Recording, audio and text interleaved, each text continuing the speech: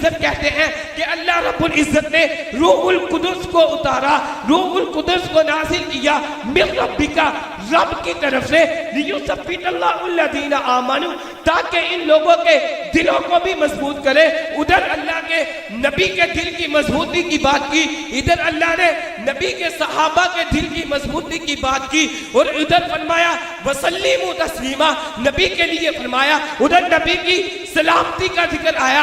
आइए देखते हैं कि गुलामों में भी वक्त से करम नजर आता है कि नहीं। तो सहाबा के लिए फरमाया इज़ा जाअकल्लज़ीना युमिनूना बिआयातिना फकुल सलामुन अलैकुम, ए नबी तेरे पास वो आए जो हमारी आयत पर ईमान लाते हैं, उनको कहना कि तुम पर भी सलामती हो, तुम पर भी सलाम हो। देखिए नबी का अक्स करम सहाबा में नजर आता है। आए भी क्यों ना कि अल्लाह रब्बुल इज्जत ने वहां